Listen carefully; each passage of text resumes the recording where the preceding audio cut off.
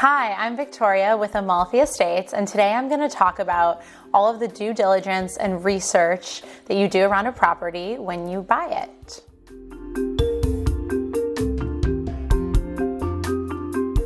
So today we're going to talk about the due diligence and research that goes into purchasing a new home and how you sort of structure that timing around when you're looking for homes, writing offers, getting into escrow, and finally closing on your house. It seems common sense that you would want a ton of information about a property prior to purchasing it. And I don't think anyone involved in this industry would disagree with you. As your agent, I definitely know that I would want you to go into the purchase of a property with all of the information possible. However, there's ways to be strategic about it and realistic about it so that you make the best possible attempt at purchasing a property. What do I mean by that? Well, when you're going out and you're looking for properties, first you're looking at homes for more surface level reasons, right? You're looking for homes that match your aesthetic. You're looking for homes that are in the right neighborhood, that meet your criteria for your family. You're not really going through and looking at homes based on how old a roof is or how good the foundation is, or any other underlying things that may come up in the process. However, those stuff are really important, if not more important than some of the other stuff sometimes. So I can understand how, as a buyer, it can be difficult to say, how do I know what price I'm going to offer for this property when I don't really know what's going on? So the way I like to look at that is that when you're looking at properties, they're going to be priced based off of the seller's idea of what the value is. Ultimately, you as the buyer are going to decide the value. You're going to hopefully come into agreement and you're going to close. But when you're going around and you're writing offers, you as the buyer are in a position that you're kind of trying to woo a seller, right? You're presenting a price, you're telling them a little bit about yourselves, and you're really the one who's trying to get someone to accept you. So the shift of power in some ways is a little bit more in the seller's hands.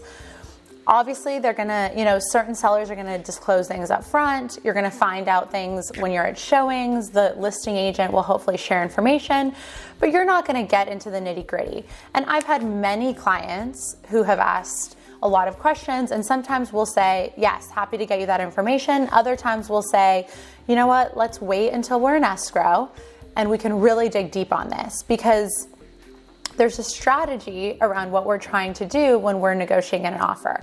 We don't want to seem like we're going to be extremely difficult. We don't want to seem like we're, afraid or overly concerned. You really want to position yourself as the best possible buyer for this property. Then, once you start negotiating an offer, you're able to sort of open up the curtains a little bit more, and you're going to get a little bit more information because they know that you're serious. You put something in writing, and there's a good chance that you could potentially be the next owner of this property. So then once you get an accepted offer, that's when things really change.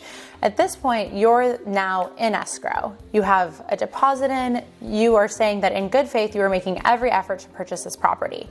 The seller, having accepted your offer, wants you to purchase this property. They do not want you to back out, and they want you to go through with it. So at this point, the shift of power shifts a little bit over to the buyer, who now is in a position to ask every question that they want. You are about to make a huge purchase, and you have every right to do anything you can to find out anything that is important to you about the property. So this is when you do inspections. You're going to get disclosures. You're going to get a ton of information from title and escrow. And through your agent, you should be able to ask pretty much any question that you have. Obviously, there are time constraints, and this is going to depend on deal to deal and what you structure with your agents. But this is your time to really dig in and know with full confidence that you should know exactly what you're walking into. Now, if something that you find there impacts your valuation of the property, this is when you and your agent negotiate with the other side and address anything that would dramatically, impact the price of the property. So that when all is said and done and you're in a position to remove your inspection contingency, you should feel very confident that you've done a ton of research, you've renegotiated on price if necessary, and you're walking into a close of escrow that is exactly where you want to be. During this stage also, if you're not comfortable, this is when you're able to walk away. So although it may seem like you want a ton of information up front, escrow really is built as this time period for you to dig in and get all of the answers and know exactly what you're walking into. I hope that made sense. I know there's a lot of nuance around this, and you really want to rely on your agent to help guide you strategically to getting all of the information that you need.